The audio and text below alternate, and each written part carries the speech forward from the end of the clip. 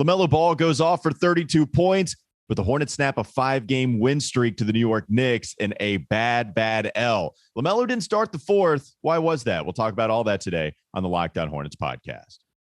You are Locked On Hornets, part of the Locked On Podcast Network, your team every day. In a minute, cuz we live.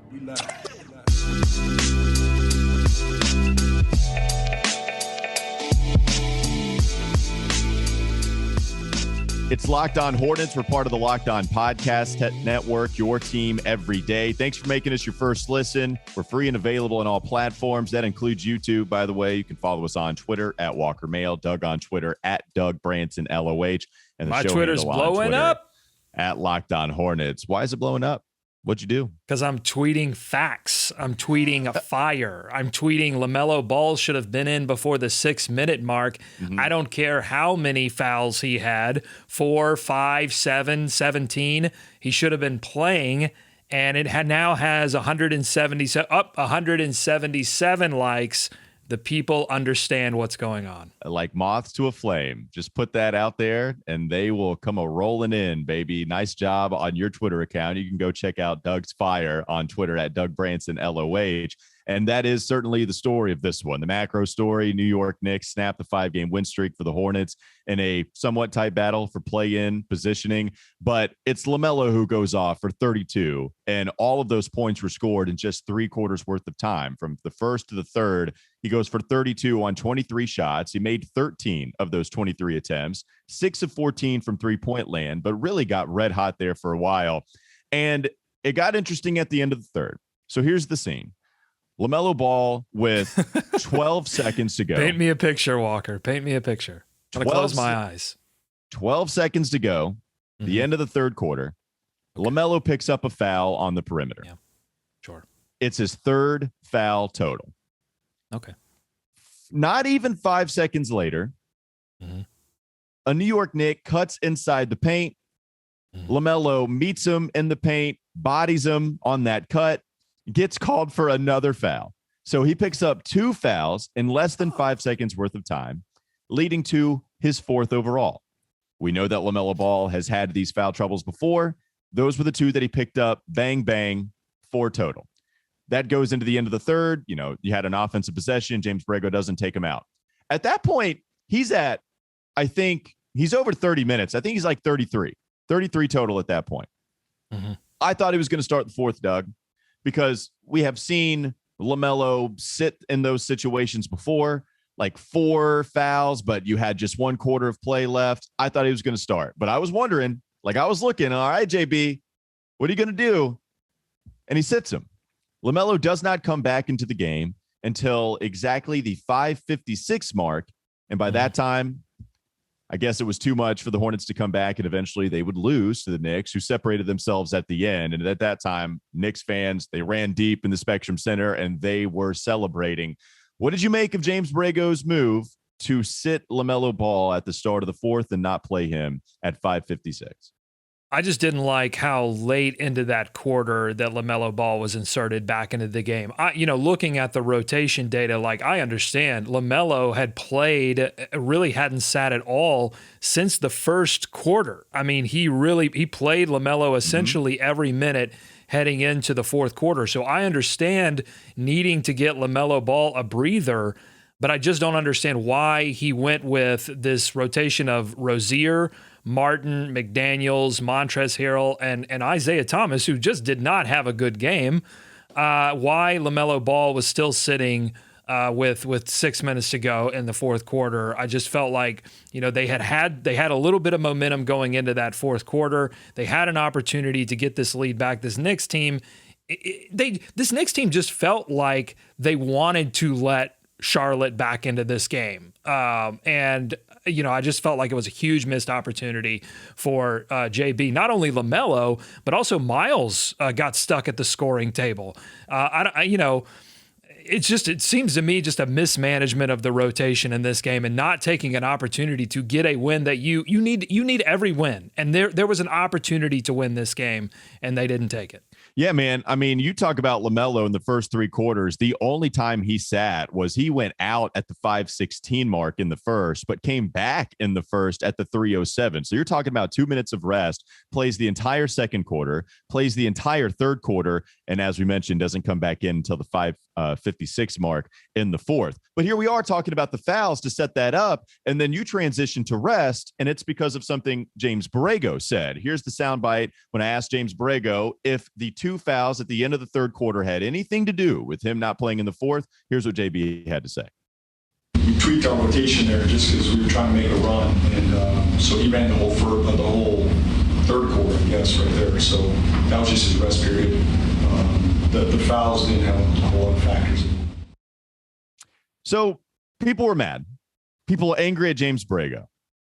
And I didn't know if it was going to be for, one, they thought he was lying, like that they didn't believe him because of the foul trouble, because it's been something before. James Borrego has talked about it being a teaching moment. I asked him earlier this year, just a couple of weeks ago, I asked him about how constant that message has to be. And he says it is, it's just a part of growing up in the NBA. And so I didn't know if people were mad because they thought JB was lying. The other reason I thought people would be mad, I didn't know which one it was going to be, on just that's a stupid move.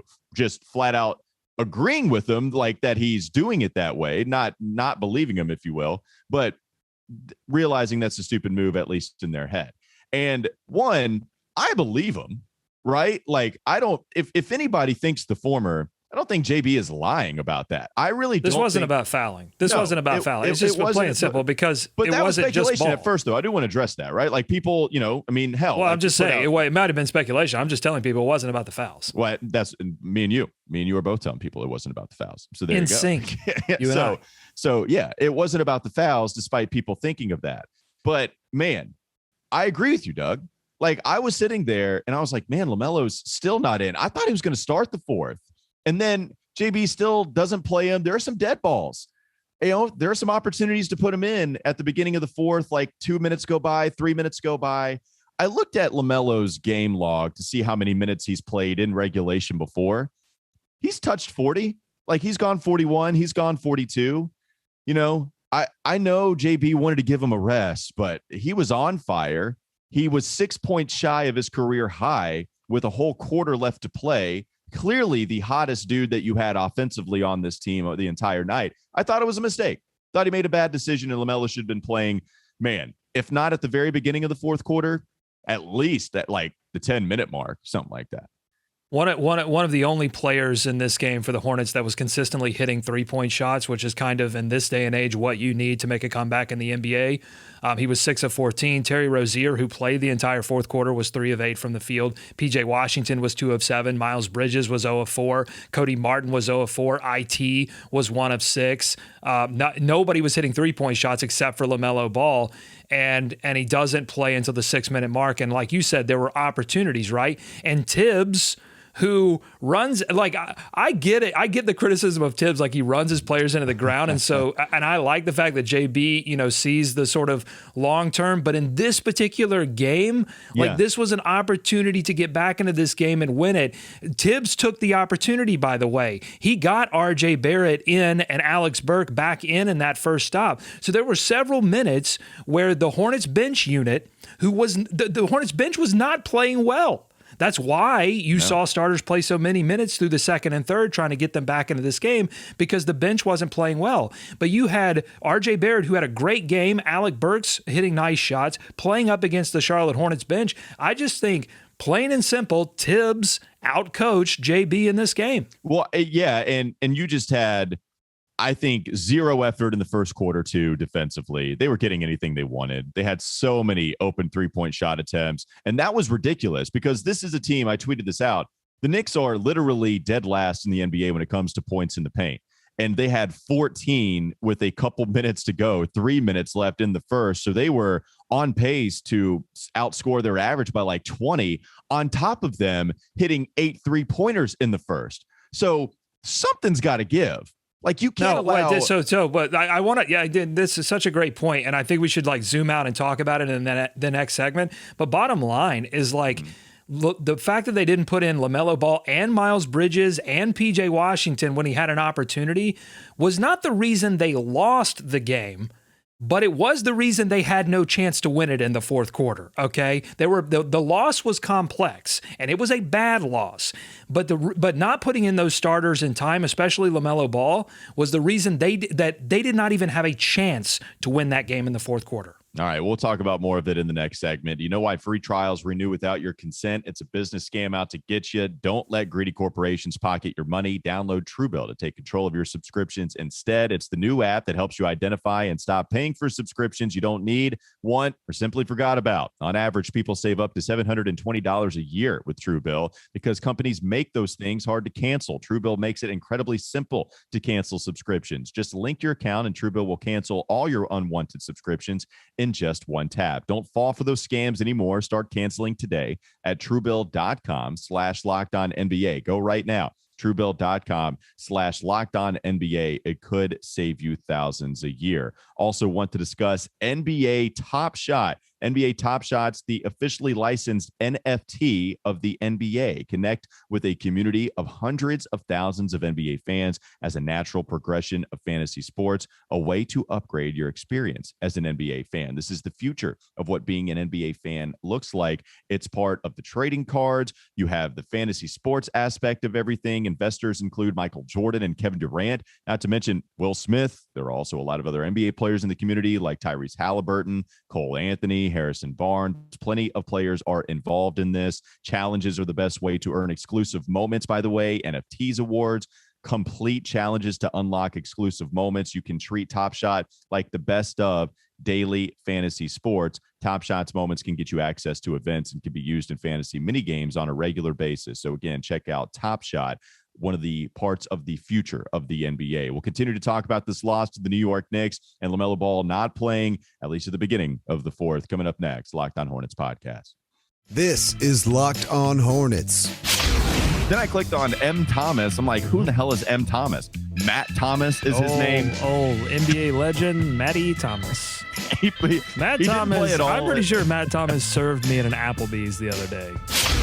It's time for more of the Locked On Hornets podcast.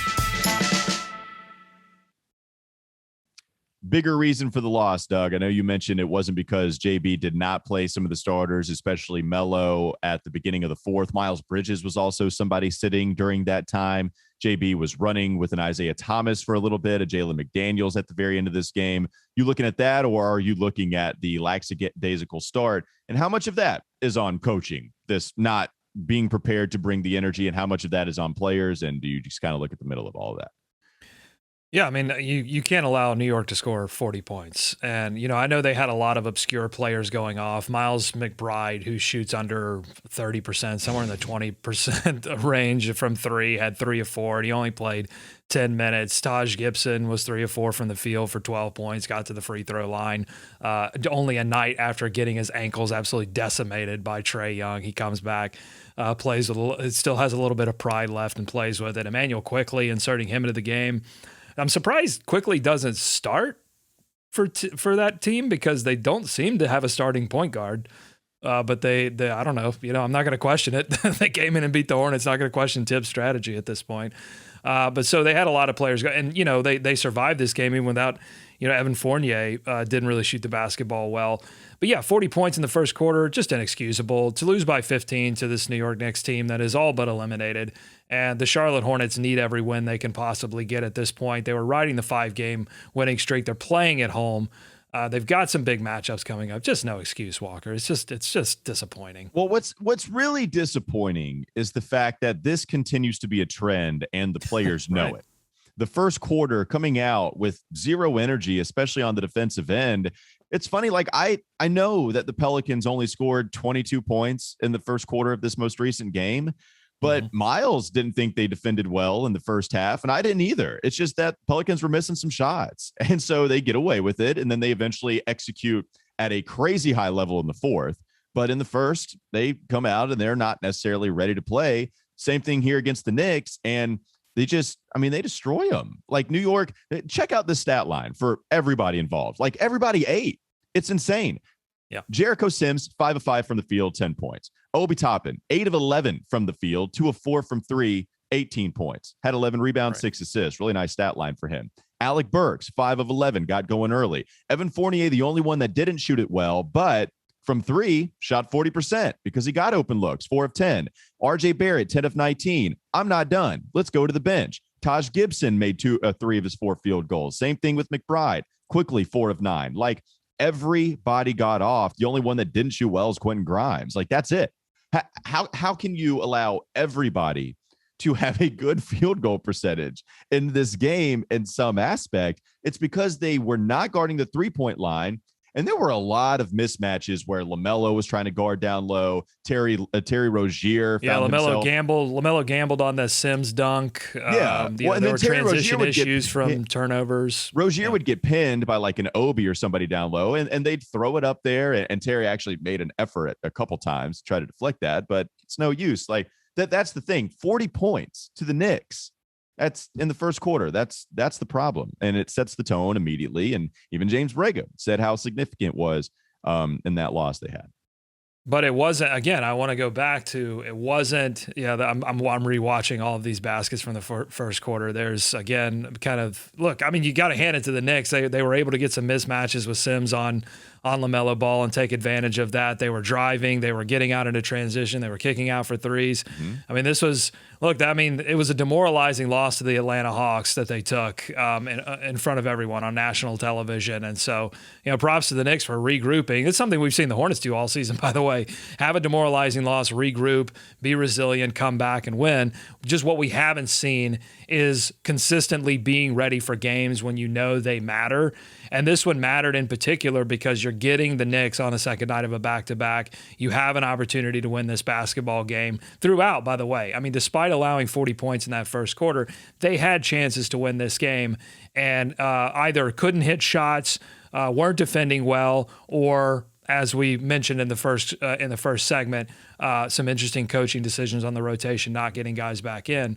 But just all around, stuff we've seen all season, unfortunately, and it's coming back to bite them. Yeah, I want to talk a little bit more about this LaMelo stuff too. Like, you look at a minutes logged for an Obi Toppin at 40 minutes, Well, that's Tibbs. I mean, Tibbs is not afraid to play young guys and right. Second, but see, you can critique that. You can critique that, right? Because Toppin playing 40 plus minutes in a game that really, honestly, doesn't matter all that much for the Knicks. It's no playoff implications. And that's the contrast, right? Tibbs playing a guy that has played well all game so that he can win the basketball game that doesn't matter. And then on the other side, you have JB, who doesn't play his starters in a game that absolutely matters and doesn't play them to their maximum ability. I'm telling you right now, I do not want James Borrego to delve into the Tom Thibodeau antics of running his guys into the ground because it's year 2 and now people are calling for his head. And now he's already overstayed his welcome because this is what he does. But I know that's the point that's the point I'm making, right? LaMelo Ball, I promise you. I promise you, Doug. I'm going to make that point. I'm hot, man. I'm hot. I promise. LaMelo, I'm upset. I look at Obi Toppin playing 40 minutes, second night of a back-to-back, young guy, has logged more minutes probably. I haven't looked at it, but like under the Tibbs mantra, you see him run these guys into the ground. LaMelo had the capability of going 44. Play him 5 more minutes, give him a little bit of a breather at the 4th. You bring him in at the 10-minute mark. And I think that's okay. Like, I don't think people are destroying JB the way they are if he puts him in at the 10-minute mark instead of the 6-minute mark, but he doesn't. And this is the other thing real quickly. Let's compare this to the Atlanta Hawks game, where if you look at going into the fourth quarter, that game was tied. And that game, monster implications for the play-in tournament. LaMelo had 4 fouls. 4. Going into the fourth quarter and didn't have as many minutes, but had 4 fouls going into the fourth. And James Borrego started LaMelo and, he didn't pick up any more at all in that quarter. And so that's the thing. It's like, okay, we get over the foul hump and now you got to get to the minutes thing where you can just ride him a little longer. And he didn't do it. Now I texted you, we texted each other last night. It's like, why isn't he playing? It was a mistake. It was a mistake that could have been fixed. So, and I'm sure everyone, even Knicks fans, I know there were a lot of Knicks fans in the building. Hey, look, if you're listening to this show and you have season tickets, let's stop selling to Knicks fans. Come on, like it's embarrassing. It's embarrassing to hear all the Knicks fans in the building. Ran deep last night. I'm telling you, man. They were excited. But even the Knicks fans, I think, were probably like, what the heck's going on? Like, the Hornets have an opportunity to win this basketball game, and I don't see LaMelo Ball anywhere. Yeah. All right. It's that time of year again. College basketball tournament. It's finally upon us. The NCAA tournament. Sweet 16 starting tonight. Duke going to be playing Texas Tech. If you want to get in on the action from all the latest odds, contests, and player props, betonline.net is the #1 source for all your sports betting needs and info. BetOnline remains the best spot for all of your sports scores, podcasts, and news this season. And it's not just basketball. BetOnline is your continued source for all your sport wagering information needs, including live betting and your favorite Vegas casino games. Head to the website today or use your mobile device to learn more about the trends and the action. BetOnline, where the game starts. We'll finish up with some scenario implications of the Brooklyn Nets. Looks like that vaccine mandate going to be lifted. How does that affect the Charlotte Hornets as it pertains to Kyrie Irving? We'll talk about that coming up on the Locked On Hornets podcast. You are listening to the Locked On Hornets podcast. Main character for American Psycho was Patrick Bateman, which really confused me. I always thought that Jason Bateman was Patrick Bateman, and that Patrick Bateman was Jason Bateman. It's time for more of the Locked On Hornets podcast.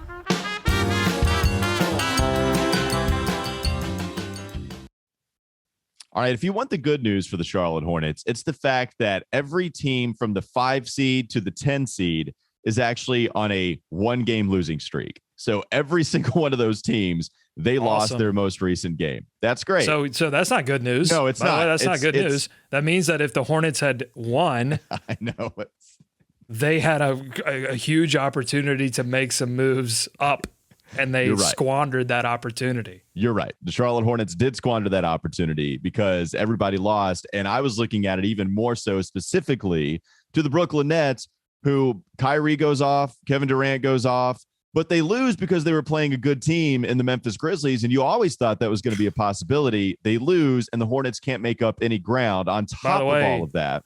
Whoever coaches the Grizzlies, I don't know who coaches the Grizzlies. Whoever coaches the Grizzlies, they're not afraid to play John Morant, by the way. Not afraid to play John Morant 100,000 minutes. All I'm saying. That's right. Oh, wait, New York didn't even have Julius Randle or Mitchell Robinson. Kemba Walker hasn't been with the team for a while. Like, you know, Tibbs is playing with half a deck, but he plays his cards. Do you want Tibbs, Doug? No. I want Tibbs for 1 game.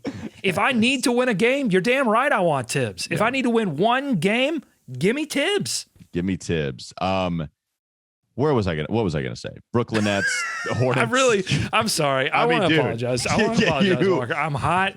I came in hot. I'm upset. I've been running all over you on this show. I apologize. It's okay. Dude, I'm playing all my words. This is a venting every word. I want to make sure that I'm playing all of my words, all of the minutes of this show. You are the Tibbs so that I can win this show. That's right. You can, and you are doing that. It's okay. It's okay to vent. You're angry, and that's okay. As far as you know what I'm upset by, and look, everybody's fine having a bad game, but man, I mean, it was brutal, and he kept shooting. He just got his shots up, didn't he?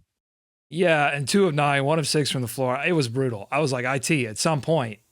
Here's what I think should be the rule, Walker. I want to see what you think about this rule.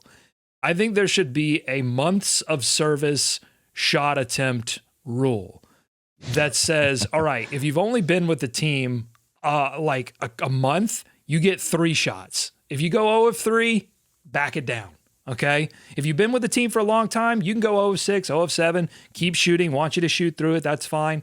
But if you've only been with the team for a month, you know, maybe after 0 and 3, you say, all right, I'm going to start passing it up a little bit. Well, that's not Isaiah's game. I mean, he ain't doing that. Like, immediately what was hilarious was in that game against Cleveland, his very first game for the Hornets, he gets up a million shots in not too many minutes. I don't think Isaiah Thomas has logged more than 17 in a game this year. But even in this one, where I think he plays 12 minutes, he hoists up 9. I mean, that's what he does. Like, he's going to come in. Okay, go ahead. Sorry. Well, no, I know I've been running all over you on this show. I'm just every time I'm seeing all of these little things. There's so many little things from this game that I feel like need to be zero talked regard. about. No, it's Isaiah. Right. This is what he does. It's why it's like, yeah, I want to praise Isaiah, dude. The guy's been awesome. I mean, he's been fun in the locker room. That presence, that's valuable. I give meaning to that. On the court, he's been hitting his shots. You were always wary about the time where the shots would not hit, that it was actually going to be a overall, actually pretty significant net negative. And we saw that from Isaiah last night, because defensively, we know he's not helping you. And offensively, if he's not going to hit his shots, then it's just, that's it. So that was the point with IT. Let me throw a number at you here. This is shocking. Kelly Oubre, 5 minutes in this game. Yeah. I'm not aware that he was hurt. So if he did get hurt at some point, let me know. But I was not aware that he was injured, and only getting 5 minutes in this game, 1 of 3 from the field. He is in some severe struggles right now. Tell me what he does to help right now. If you're just tuning in right now, Kelly Oubre is a player that was getting, there was some rumblings of a possible 6th Man of the Year award for Kelly Oubre Jr., and we all believed it. And it has gotten bad at this point. Tell me what he does to help. I can't find it. Like, here's the thing that Kelly does well. He attacks, and he's actually finished at a pretty decent clip at the rim this year. And that was what was always frustrating, because Kelly's not going to move the basketball. And when he shoots in the past, really half of the season, it's not been going down from deep. But when Kelly attacks, that guy's athletic. He's actually kind of strong. He finishes well. I like attacking Kelly. Just go ahead and do what you do well, man. Go ahead and get downhill and just be more athletic than almost everybody else. That's good, Kelly. Other than that, that's it. Defensively, it's been a problem. That's why I was a little confused when people were talking about how great Kelly's going to be defensively for this team when he comes to the Hornets team in free agency. And here's something for you. In the month of February, he averaged 30 and a half minutes per game. I don't know how many games he played, double digits, 10, whatever that he played. He averaged 30 and a half minutes. He's averaged 18.9 in the month of March, and he had 15 against the Pelicans, 5 against the Knicks. The first time we saw him get into the teens, 16 against Boston, 15 in the first game against New Orleans, 17 against OKC, 15 second New Orleans game, 5 last night for the Knicks. I mean, James Borrego's done. He's going to other players. And by the way, Jalen McDaniels is not playing very well. He had a huge 3 last night. I thought started to get some rhythm back a little bit, but still not playing very well. First 3. You said what? First 3 in a long time. I said his first 3 in a long time. That's why it was huge. Yeah, you know me, I'm a huge Jalen McDaniels fan, but it is what it is. After the injury, he's been rusty for sure, but JB's just not going to Kelly, and I don't blame him. I don't. No, his 3-point percentage has really tanked. It tanked in February. So October 39.6, November 35, December 36, January almost 39% from 3. February it drops all the way down to 25%. In March it's back up, but 33%, but on less attempts. His attempts have gone from about 8 to about 5.5 because he's getting. That part of that is less run, but And I think too, going back to what you said, what else does he do?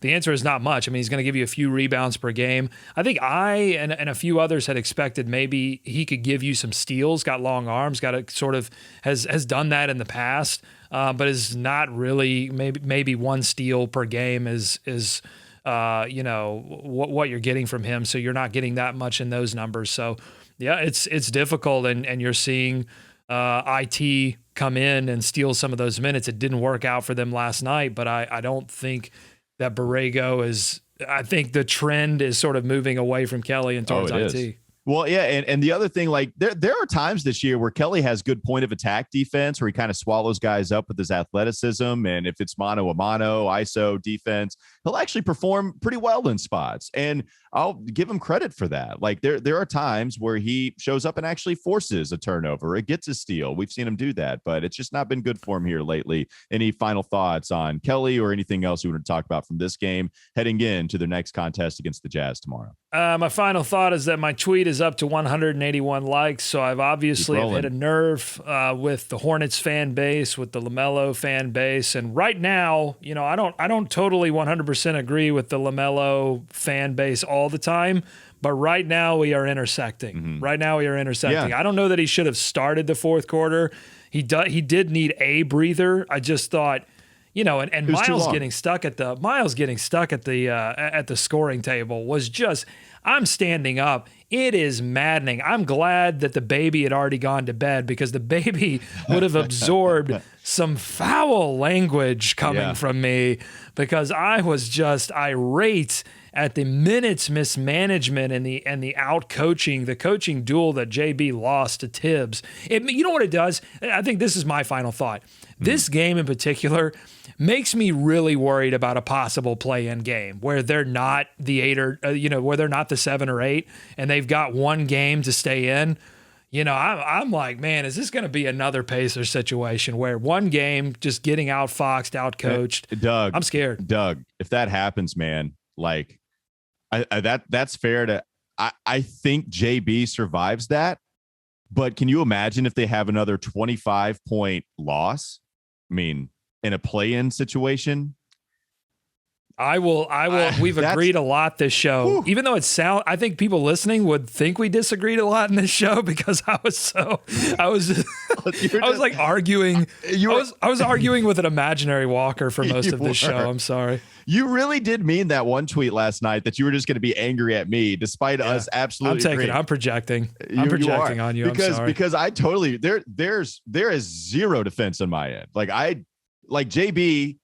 Okay, if you want to give LaMelo a breather, put him in at the 10-minute mark. 2 minutes is fine enough. Like that was the problem, man. I was like, dude, LaMelo has to play. The dude's on fire. He has to play. I tweeted that because he puts LaMelo in and LaMelo gets the 5th foul pretty quickly on what was a dumb foul. But what I would say on that foul situation is like, I felt like as soon as LaMelo got into the game, the situation was a lot worse than when he left it. And so he was pressing. And he was trying to win the game and pressing. I think if you get LaMelo in a little earlier, I don't know if necessary. Look, the fouls are a problem, but at some point you have to say, okay, fine. I mean, we got to just use all of our available tools to win an important game. But I'm going to disagree with you to end this show and say that if they take a 20-point, a 15-point, an embarrassing loss in a play-in game, I do not. You think he's gone? JB survives. That's fair. No, that is not a fight that I'm going to give you. Like I would understand that. That's a bad loss. One, it's in the play-in. So after having Mitch Kupchak has outright told us that they probably got a little ahead of themselves with this playoff mandated season. In that interview that he had with Sam Farber, he's like, we probably were a little too froggy at the beginning and we felt really good and that's fine. Did he say froggy? Did he really drop a froggy? I said froggy. I was all right. He didn't say that quote unquote, but I have to imagine he was feeling that in his soul. I would be really surprised if Mitch Kupchak threw in a froggy. All right. This is, we were feeling froggy. We probably shouldn't be making the playoffs this season. Is that your Mitch? I think my Mitch is a little bit better. We'll go with your Mitch. What's your Mitch? I'm feeling a little froggy. And, I thought we might, I love frogs. And your frogs are green. And that's my Mitch. That's like, God.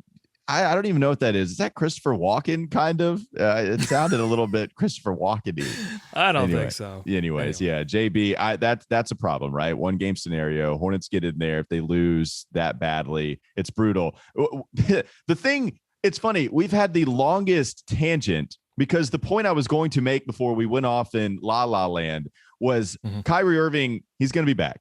Vaccine mandate going to be lifted in New York. So any play-in scenario that could include the Brooklyn Nets, maybe if Brooklyn loses and the Hornets and the Nets, they have to face each other in a second type scenario. I don't know the scenarios as it stands right now, but Kyrie Irving would be available, whether it be in Brooklyn, whether it be in Charlotte. The only place he can't play is Toronto, which would be interesting for them. But for us, we'll see. So that's just what I wanted to put out there. My tease heading into the fourth segment. Great. Awesome. Great. Yeah. Thank you. All right. Thank you for giving us that awesome information. You're welcome. That'll do it for Locked On Hornets. Thanks for making us your first listen every day. Make your second listen Locked On NBA. Locked On experts covering the biggest stories around the NBA every Monday through Friday in less than 30 minutes. It's free and it's available wherever you get your pods. Have a great rest of your day. David Walker should be joining us for a fun Friday tomorrow. So check us out then to close out the week.